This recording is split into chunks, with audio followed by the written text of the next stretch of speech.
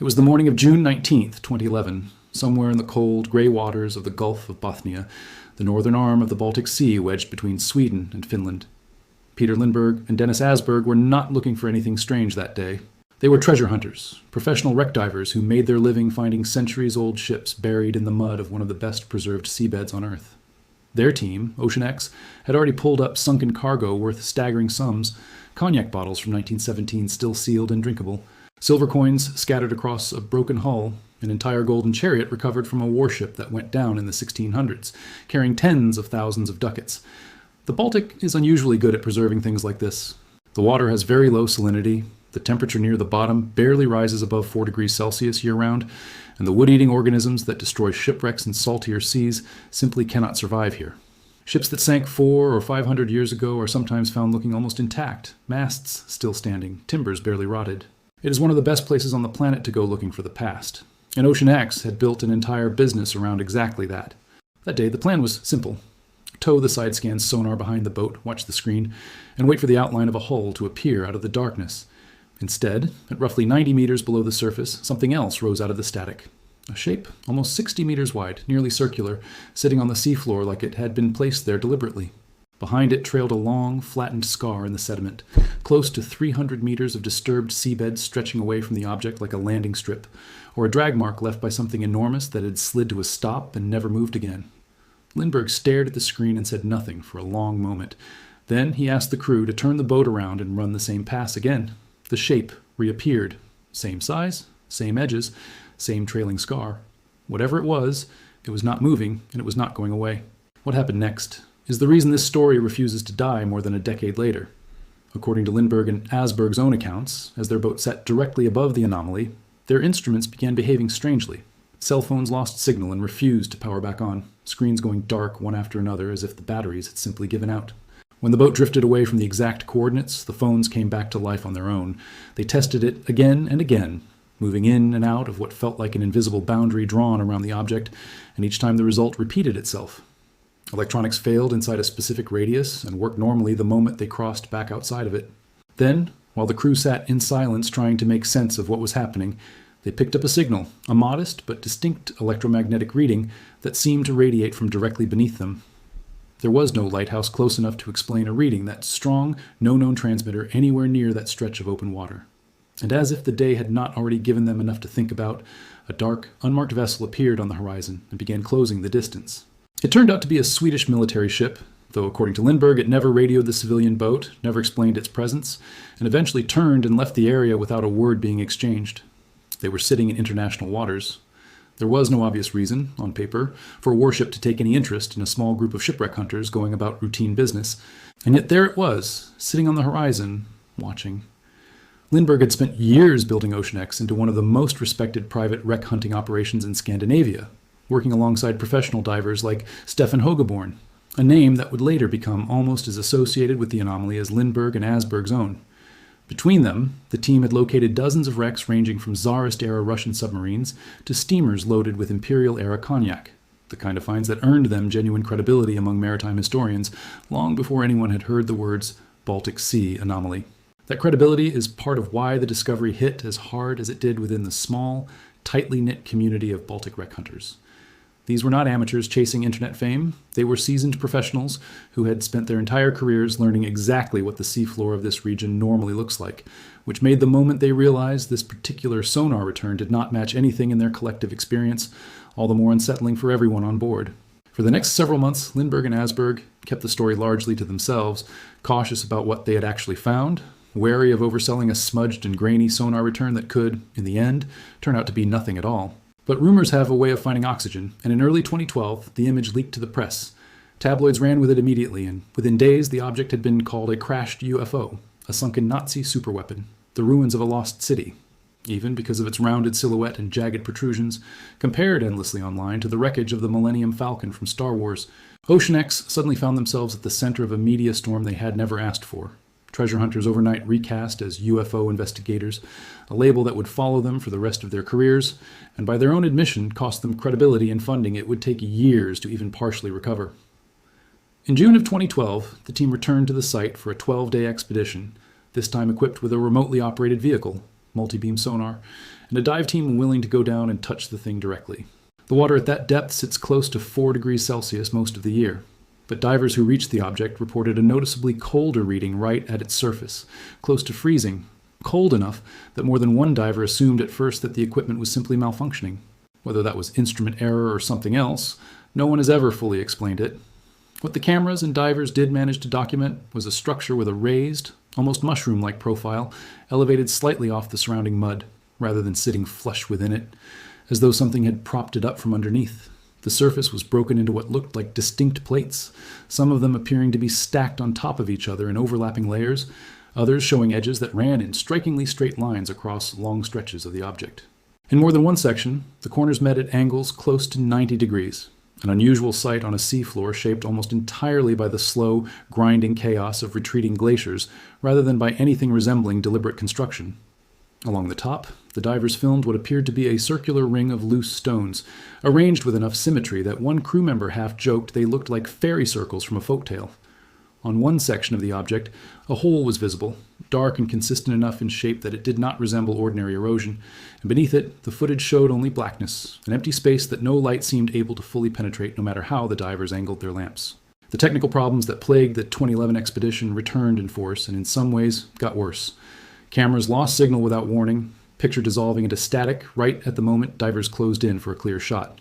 The remotely operated vehicle systems glitched repeatedly and had to be reset multiple times mid-dive. Communication between the surface team and the divers below turned to distorted noise at the worst possible moments, right as someone was trying to describe what they were looking at. None of this proves anything on its own. Cold water, heavy silt, and aging marine electronics cause plenty of technical trouble that has nothing to do with mystery. But Lindberg and Asberg have maintained for more than a decade that the frequency and consistency of the failures, always concentrated in the same tight radius around the object, and never anywhere else on the same dive, felt different from ordinary bad luck with temperamental gear. Divers broke off small samples from the exposed surface and brought them back to the boat. This was supposed to be the moment that settled the debate once and for all. If the object was simply an oddly shaped boulder, dragged into place by an advancing ice sheet many thousands of years ago and abandoned when the glaciers finally retreated, then the rock itself would say so under a microscope.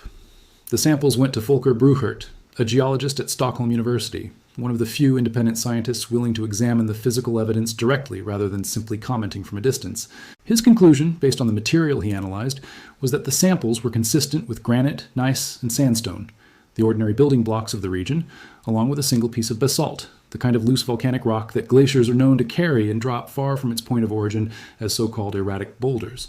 To Bruchert, this pointed toward one relatively mundane explanation: a natural glacial deposit, unusual in its overall shape, but not unprecedented, in a region that spent tens of thousands of years being carved, crushed, and reshaped by ice sheets more than a kilometer thick. But Asberg and Lindberg have never fully accepted that explanation, and the reasons they give are worth sitting with rather than dismissing outright. Basalt is volcanic rock, and this stretch of the Gulf of Bothnia has no volcanic history to speak of. No dormant vents, no ancient lava flows anywhere nearby. If a piece of it turned up at the site, the question of exactly how it got there does not simply evaporate just because glaciers can, in theory, move heavy stones over long distances. Some accounts from the expedition also mentioned unusually high radiation readings taken near the site compared to background levels recorded elsewhere on the same boat, though this particular claim has never been independently verified by a third party and remains one of the more disputed threads in the entire case. Divers also described a black, soot-like residue coating parts of the surface, material that looked burnt rather than simply weathered by centuries underwater, raising the uncomfortable question of what, in the freezing darkness of the Baltic Sea floor, could possibly have generated enough sustained heat to leave a mark like that in the first place. As the mystery grew, so did the competing theories, and two in particular took hold of the public imagination and never really let go. The first looked backward toward the Second World War. The Baltic Sea was a heavily contested body of water throughout that conflict, a supply route for Swedish iron ore that Nazi Germany depended on to keep its war machine running, patrolled constantly by submarines, mined extensively along key shipping lanes, and home to more than one classified experimental program that never made it into the official history books.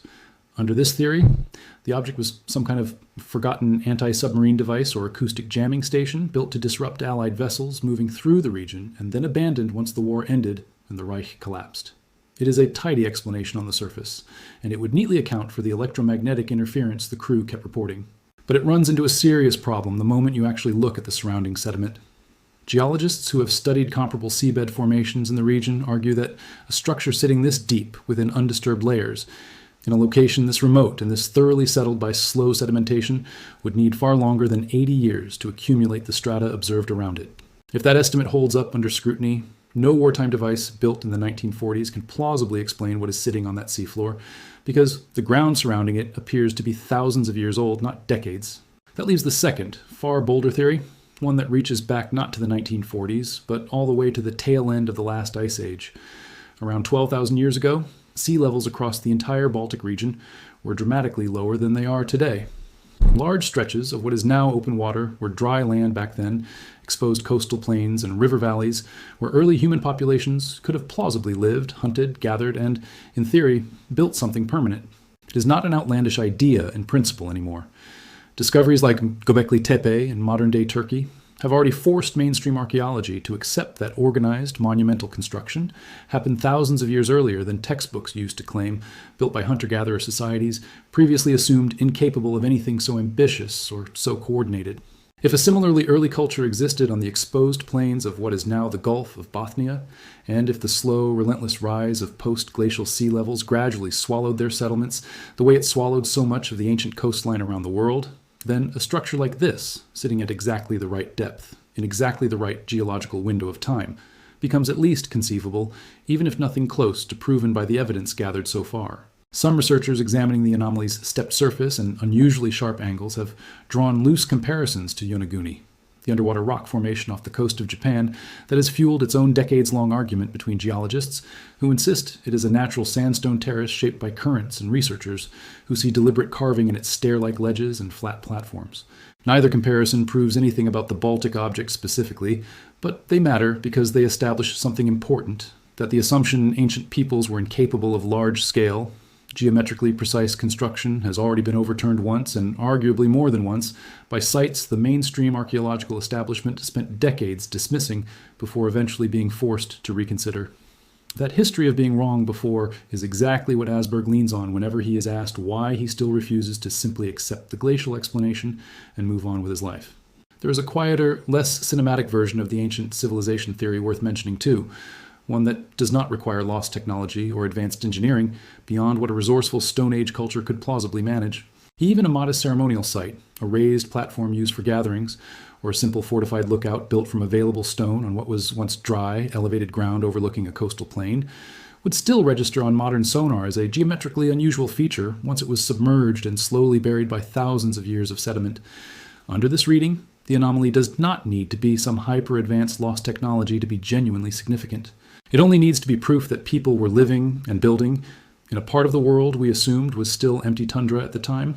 That version of the mystery is less sensational, but in some ways it is the one actual archaeologists would find far more useful, if anyone with the funding and the political will ever managed to get a full excavation team down to 90 meters to check.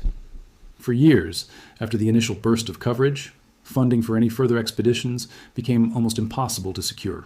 Asberg has spoken openly about how quickly interested investors backed away the moment their names became publicly associated with a story tabloids had already flattened into a punchline about flying saucers. Permits slowed to a crawl.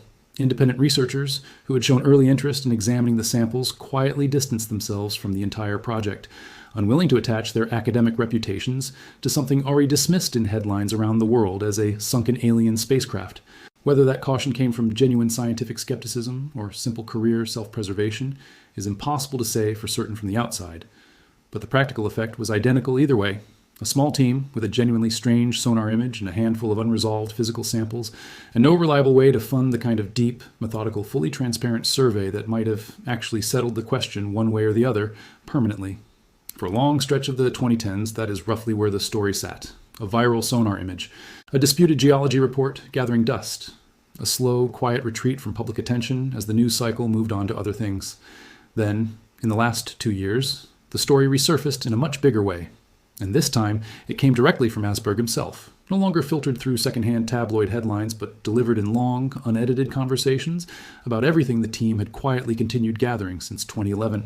In a lengthy interview released in November of 2025, Asberg described what he called 15 years of accumulated data, including a newer sub-bottom profiling survey, a technique that uses acoustic pulses to see beneath the seabed rather than simply scanning across its surface the way the original 2011 sonar did.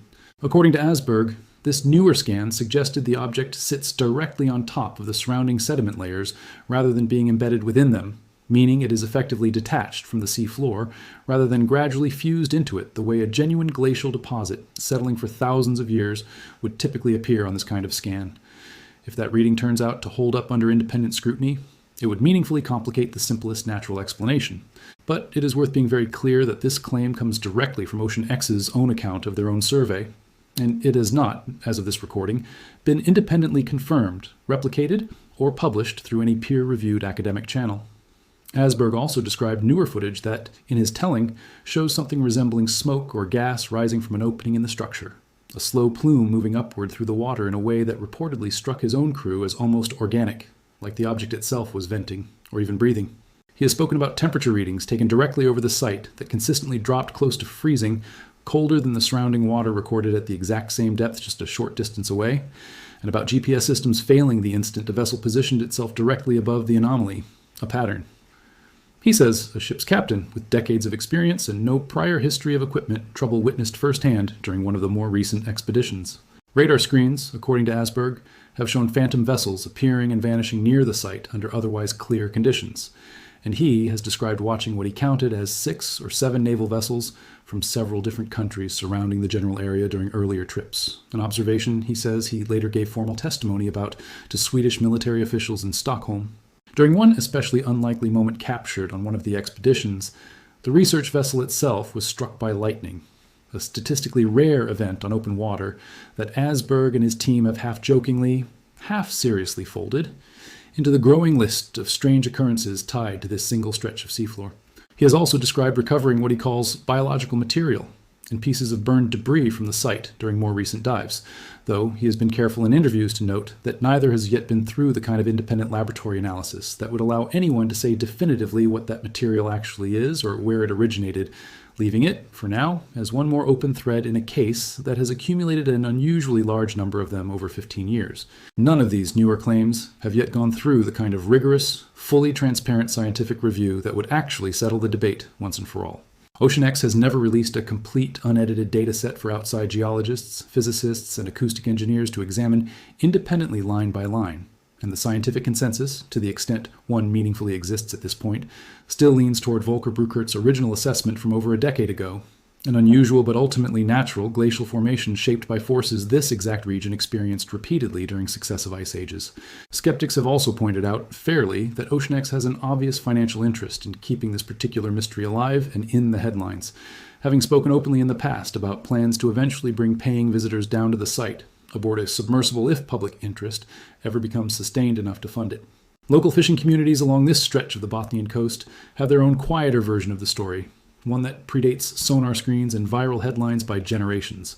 Certain patches of water near the site are said to have earned a reputation among older fishermen for consistently poor catches, nets coming up thin or empty for no reason anyone could ever explain through currents or seasonal migration patterns alone. Some boats reportedly avoid the exact coordinates out of habit more than belief, a tradition passed down without anyone fully remembering why it started in the first place. It is impossible to separate genuine folklore from stories that grew retroactively more dramatic once the anomaly made international news, but the pattern itself, of a specific patch of otherwise unremarkable open water, carrying an unusually persistent reputation, existed in local memory well before Ocean X ever towed a sonar rig anywhere near it. There is also the matter of what happens to anyone who spends real time around the story rather than just reading about it once. Several people connected to the various expeditions over the years have described a similar, hard-to-define unease the closer their boat got to the exact coordinates, headaches that came on suddenly and lifted just as suddenly once they moved away, a sense that the water and the light around them felt subtly wrong in a way none of them could properly articulate afterward. None of this rises to the level of hard evidence, and Asberg himself has always been careful to frame it as an impression rather than a fact. But when different divers, working years apart, on different boats with no coordination between them, describe strikingly similar sensations tied to the same small patch of ocean, it becomes at least a little harder to wave away as pure coincidence or suggestion. And yet the object remains exactly where it was found back in 2011, sitting quietly at 90 meters in a stretch of sea that local fishermen have reportedly treated, with a kind of quiet, superstitious distance for generations, avoiding certain coordinates for reasons that predate any sonar image, any tabloid headline, or any podcast interview by decades. Whether that long-standing avoidance comes from genuinely poor fishing grounds in that specific patch of water, or from decades of half-remembered stories quietly passed between boats and generations, no one has ever definitively answered, and probably no one ever fully will. What remains, after everything, is a stubborn, unresolved case that keeps refusing the easy explanation offered to it from every direction. A respected geologist examined the physical rock samples and called it glacial debris, plain and simple. A treasure hunter who has personally spent more cumulative time near that object than anyone else alive on Earth insists the newer sediment survey tells a very different story than the rock alone ever could. Military vessels have shown up near the site more than once without explanation, and were never asked to give one.